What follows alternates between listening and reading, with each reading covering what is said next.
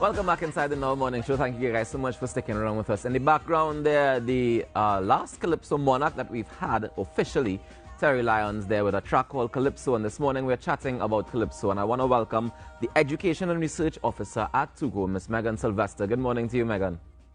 Good morning, Walkers. Good morning. And thank you for having me again. Not a problem. So we get to chat again. We had a fantastic conversation on Saturday about the work that you guys are doing at TUCO. But for those who may have missed it on Talk City, I want you to just give them a quick update as to what's been going on as far as education and research goes in TUCO. Okay, so again, just like we always do, 2 times a year, TUCO has Calypso lectures for secondary schools. We usually do it for Calypso History Month in October. And once again, it's Carnival time, so we're doing it for this cycle again in the month of February. The name of these secondary school lectures this cycle is called Calypso Music Moving Beyond Adversity. And we really found that that was a fitting theme as we are into this 3rd year of this pandemic, and we need to speak to the lyrics and the titles of songs, that is calypsos, that really speak about adversity and overcoming the odds. And so that is why we felt that this was a fitting theme to introduce to the secondary school students across the Tobago and Trinidad to let them know about, again, how you can get history from the Calypso lyrics, how you can understand about your society and your economy, and how you can understand how to deal with issues facing you on a daily basis. And you can use Calypso to do all of these things. How have the children been reacting to it as you go to the secondary schools? Well, it's actually been very, very promising because what we recognize is that, again, and this is why this series is so important, so many of our young people in Trinidad and Tobago are not as familiar as they should be with regards to the Calypso and what it really means and how it really speaks to what's happening. So the results have been positive. The students have welcomed us into the school, as well as the visual and performing arts teachers. They are really the catalyst for this project. And so it has really been warming again to see how the students have really invited us in, imbibed the information, asked a lot of questions, want to learn more about Calypso, are fascinated by the Calypso lyrics and the Calypsonians. And so they just want more, they want more, they want more. Yeah. Tell me something. When you're doing these exercises with these students, how far back do you go in terms of finding calypsos that relate to what you're talking about? You're going back to the 30s, to the 20s, to the 40s. How far back are we going? Well, actually, I usually go all the way back to the 50s. And it's really good that you asked that question, Jaron, because that is also important because it's a history lesson as well. It's to show them that it's not only, let's say, in the 70s or the 80s, the 90s, or even the 2000s that calypsos have been doing this kind of work.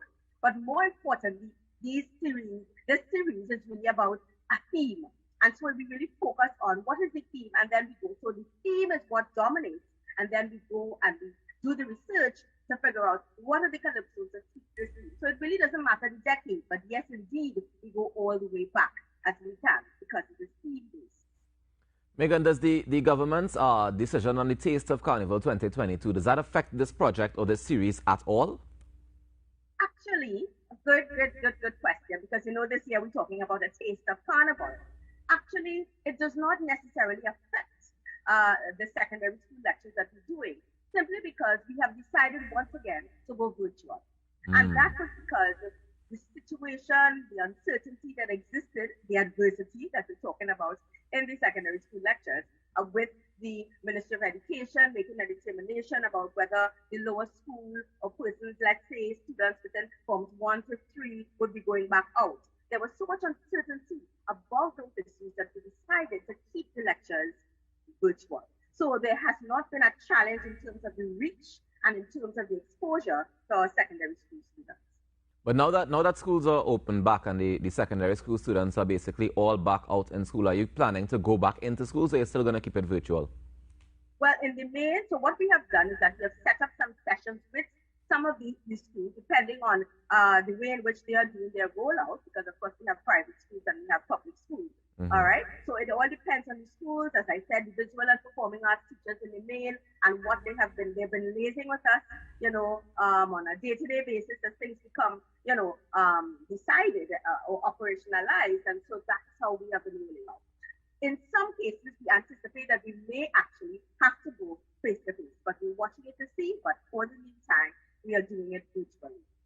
Nice. Well, this is always productive to hear about, the education and research projects that are going on at TUCO.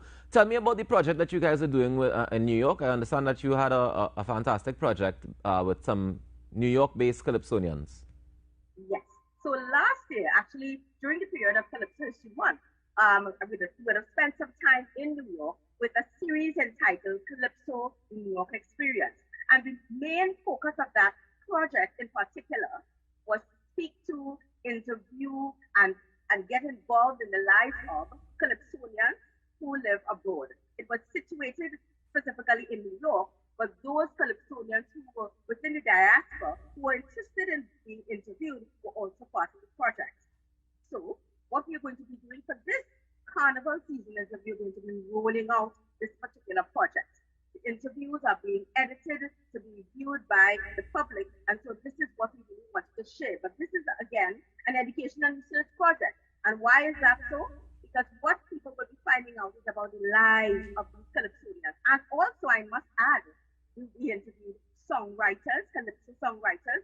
We also interviewed persons who would have done background singing and all sorts of persons who would have been involved in the Calypso fraternity overseas. Because it becomes so important to speak to them to find out where are you now? What was your career like? Why did you leave Trinidad and Tobago?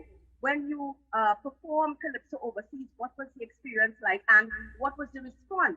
And so we find in TUCO that all of this is important information to research and to then educate the population of Trinidad and Tobago about the Calypso art. Well, it's more than just the population of Trinidad and Tobago, because once you put it online, the world can access it. But tell me, where can people get this information from TUCO? Right, so in the first case, it's going to be released on social media. All right, so TUCO, as most persons may know, but for those who don't know, we have a Facebook page and we have other social media pages, as in Instagram. So we're going to be doing that first rollout on social media. Then, of course, these videos are being edited and, of course, be captured on YouTube. And so then they will become available to the wider public, just as you indicated, Jiron, so that the world can then see what's happening with the Calypsonians who would have started their career in Trinidad and Tobago and how they sort of, metamorphosized what Calypso means, taking Calypso music abroad. This is fantastic, Meagan. I have one little question about this part of the storing of the data, because I think it's very important for us to be able to access it, and I agree. We all know social media is the easiest place for everybody to be able to see things and access things. But I have a concern that do we have a database of this information that we can say, all right, if you go to TUCO's website, for example, or if I come into TUCO's office, there's access to this information if, God forbid, YouTube or Facebook was to be shut down today or tomorrow? Excellent question, Jiron. And so I am actually in the process of collating the information to make sure that archiving is also a part of the education and research portfolio at TUCO. Because of course this is really, really important.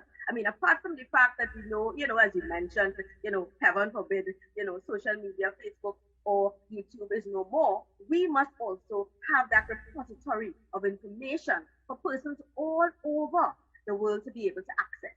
One of the things that we're doing is working in collaboration, of course, with NALIS, but we're also working in collaboration with the Trinidad and Tobago Carnival Museum, which is actually going to be located at the what would have been the Penny Bank in Port of Spain. And we have plans to lodge and deposit our information there so that persons can have access virtually and physically of all of our Calypso treasures. That is part of what we're also doing as well. When can we look forward to that happening, Meagan? Well, this is the year. We're going to be doing that rollout. Recently, there would have been a news item speaking about the Trinidad and Tobago Carnival Museum, and I am involved with that organization. And so that is where we see the synergies taking place between TUCO and that organization. 2022 is the rollout year for that project coming together. All right, I'm going to hold you to that. I'll check back with you back in October or something. You can. All right. Well, Meagan, I want to thank you so much for joining me this morning and for sharing this information with the public, and continue to do the great work that you're doing for Calypso music. Okay, thank you so very much for having me, and long live Calypso. By Calypso, our stories are told. Indeed. Thank you so much. Take care. That's Meagan Sylvester, the Education and Research Officer at TUCO, just sharing with us some of the education and research projects that they've been working on and they continue to work on, and we can expect the Carnival Museum to be launched in 2022, and we're going to hold her to that. We take a quick break and come back with more inside in our morning show. Stay tuned.